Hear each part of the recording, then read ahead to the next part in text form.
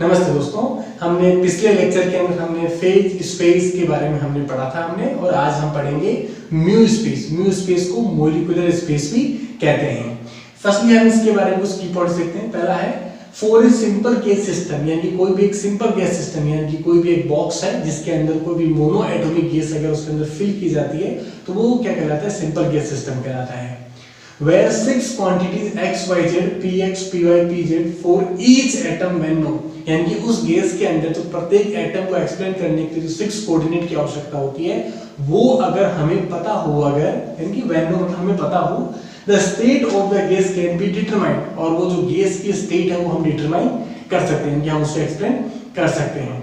Phase space के लिए क्या लिखा गया है कि the space covered by the infinity set of these 6 coordinate इस कॉल्ड फेज स्पेस, यानी कि एक एटम के लिए 6 कोऑर्डिनेट है।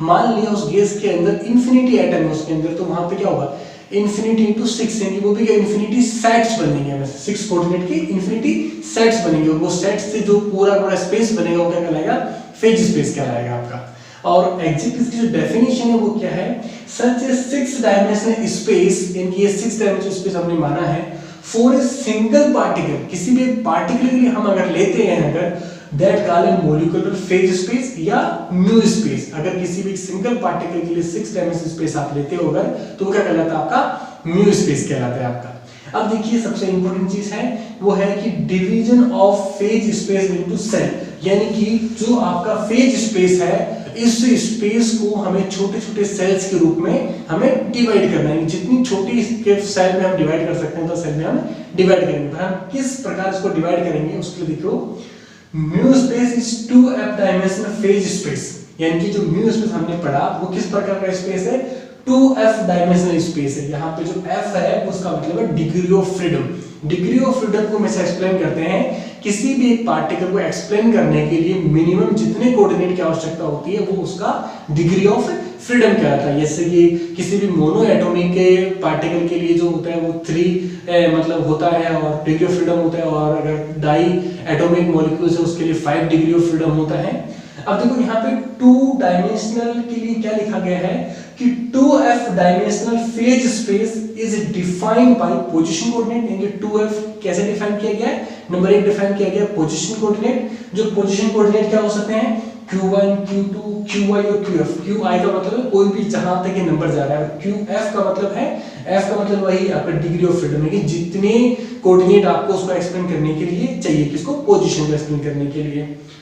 एंड मोमेंटम कोऑर्डिनेट, और दूसरा कोऑर्डिनेट क्या है इसके अंदर, मोमेंटम कोऑर्डिनेट किस प्रकार है, p1 p2 pin pf, यानी हमें जितने भी कोऑर्डिनेट, पोजीशन कोऑर्डिनेट या फिर मोमेंटम कोऑर्डिनेट हमें जरूरत है वो सब हमने यहाँ पर एक्सप्लेन कर दिया है। ठीक है, अब देखिए कि ये सेल्स बनेंगी कैसे, तो एग्जैक्टली देखो यहाँ पर लिखा है कि an element in A phase space volume, यानी जो हमने फेज स्पेस बनाया है पोजीशन कोऑर्डिनेट और मोमेंटम कोऑर्डिनेट से, उसके अंदर कोई भी स्मॉल वॉल्यूम हम लेते हैं अगर, तो वो हम लिखेंगे डेल्टा टाउ लेंगे, यानी सारे पोजीशन कोऑर्डिनेट और गुणा सारे मोमेंटम कोऑर्डिनेट होंगे, वहां पर पूरे कोऑर्डिनेट आ जाएंगे। और एग्जैक्टली देखो यहाँ पे पाई का मैंने इस्तेमाल किया। पाई का इस्तेमाल क्यों किया मैंने कि अगर यहाँ पे सारे अगर जोड़ में होते हैं, अगर समीशन में होते हैं अगर, तो मैं यहाँ पे सिग्मा का में लेता, लेकिन यहाँ सारे किसमें है, गुणा के अंदर, तो यहाँ पे क्या कर लूंगा, पाई का में लूंगा। और ये गुणा कहां से कहां तक जा रहा है, किसी भी एक आई नंबर से किसी भी एक एफ नंबर तक, इसका मतलब कितनी भी डिग्री ऑफ फ्रीडम जो भी यहाँ पे यूज की जाएगी। तो देखो सिग्मा, ये जो आपका होगा पाई और ये एफ तक जाएगा कहां से, आई बराबर 1 से, और डेल्टा क्यू आई और डेल्टा पी आई। और जो ये वॉल्यूम होगा इसका जो यूनिट होगा वो क्या होगा, वो जूल सेकंड और एफ होगा। एफ का मतलब डिग्री ऑफ फ्रीडम जितना भी होगा, या फिर मीटर न्यूटन होगा। ठीक है, क्योंकि यहाँ पर जो ये है पोजीशन कोऑर्डिनेट डिस्टेंस के फॉर्म में है तो यहाँ पे मीटर आएगा, और ये किसकी फॉर्म में है, ये आपके मोमेंटम की फॉर्म में, जो ये इसकी यूनिट न्यूटन में काउंट होगी यहाँ पर। अब देखिए सबसे मेन लाइन से आपकी ये है कि ये आपने जो भी आपने वॉल्यूम लिया है, ये स्मॉल से स्मॉल कितना वॉल्यूम हो सकता है, जितना भी ये स्मॉल वॉल्यूम होगा उसको अपन क्या कहेंगे, उसको अपन एक सेल कहेंगे फेज स्पेस के अंदर। ठीक है, अब देखिए this phase volume can be divided into infinity number of point या माइक्रोस्टेट, यानी कि ये जो आपने वॉल्यूम लिया है इसको हम कितने भी स्मॉल सेल्स जो है वो कर सकते हैं, पॉइंट्स या माइक्रोस्टेट में हम लोग उसको डिवाइड कर सकते हैं। लेकिन एग्जैक्टली हमें कोई फिनिट नंबर नहीं पता, कोई एक लिमिट नहीं पता कि उस लिमिट का अगर भाग लगाया जाए तो ये इतने के अंदर डिवाइड होगा। तो इस मैंने यहाँ पे क्या शब्द काम लिया, इन्फिनिटी नंबर ऑफ, यानी कि वहां पे कितने भी अपन जो है उसको अपन डिवाइड कर सकते हैं वहां पे। देखो सेकंड पॉइंट क्या है, इन स्टैटिक्स, है ना, जो हम स्टैटिक्स पढ़ रहे हैं, we deal the finite number of microstate, यानी कि हम इस वॉल्यूम को कोई भी इन्फिनिटी नंबर के अंदर डिवाइड कर सकते हैं। लेकिन स्टैटिक्स में हमें क्या चाहिए, हमें कोई भी यहाँ पर जो है वो चाहिए क्या है, वो फिनिट माइक्रोस्टेट चाहिए। मतलब क्या चाहिए, फिनिट नंबर ऑफ माइक्रोस्टेट चाहिए। यानी कि ये तो क्या हुआ, दोनों विरोधाभास हो गया कि यहाँ इन्फिनिटी नंबर है और यहाँ पे हमें फिनिट नंबर चाहिए। तो इसमें इसका सॉल्यूशन जो है वो किस प्रकार दिया गया है कि the phase space is divided into cells, यानी कि जो फेज स्पेस डिवाइड किया जाएगा वो किसमें डिवाइड किया जाएगा, सेल्स में डिवाइड किया जाएगा। And each cell of the certain fixed volume HF, और उसका जो वॉल्यूम होगा वो क्या होगा, आपका HF होगा, ठीक है, जो कि फिनिट वॉल्यूम क्या होगा, फिनिट होगा, ठीक है।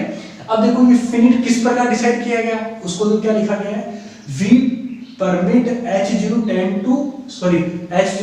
to go over to zero size, यानी कि H0 जो वॉल्यूम है वो कितना भी छोटा हो सकता है, वो टेंड टू H0 जाएगा, जो कि हमारी लिमिट इसकी डिसाइड है नहीं इसलिए।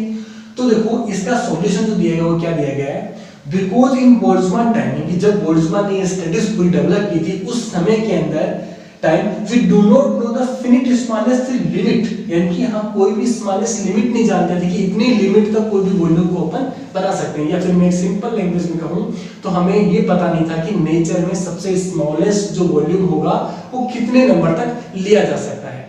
लेकिन बाद में हमें क्या हुआ, हमें एक सॉल्यूशन मिला। वो सॉल्यूशन क्या था, बट लेकिन nature itself has it provided, कि प्रकृति ने हमें खुद को प्रोवाइड किया, हमें दिया। वो क्या दिया हमें, provide finite and constant smallest value that known as the Planck constant. और कुदरत ने हमें बाद में क्या दिया, एक स्मॉलेस्ट वैल्यू दी हमें कि इस वैल्यू से नीचे कोई भी क्वांटिटी एग्जिस्ट नहीं करेगी। उस क्वांटिटी को हमने क्या बोला, उस क्वांटिटी को बोला हमने प्लांक कांस्टेंट कहा हमने। और जो कि आपने हाइजेनबर्ग के अनसर्टेनिटी प्रिंसिपल में देखा भी होगा कि डेल्टा x और डेल्टा px, यानी कि स्थिति और मोमेंटम में जो मिनिमम जो अनसर्टेनिटी हो सकती है वो एग्जैक्टली क्या हो सकती है, वो h हो सकती है यहाँ पर, या h/2 हो सकती है। और यहाँ h की जो वैल्यू है ये प्लांक कांस्टेंट की वैल्यू, इसकी यूनिट क्या होगी, जूल और सेकंड होती है। यानी कि अब हमें क्या हुआ, अब हमें एक लिमिट मिल गई कि इस लिमिट से नीचे कोई भी वॉल्यूम हम सेल्स का डिसाइड नहीं कर सकते। तो यानी कि एक सेल का मिनिमम वॉल्यूम क्या डिसाइड हुआ, वो डिसाइड हुआ H0, जो कि क्या है, प्लांक कांस्टेंट डिसाइड हुआ।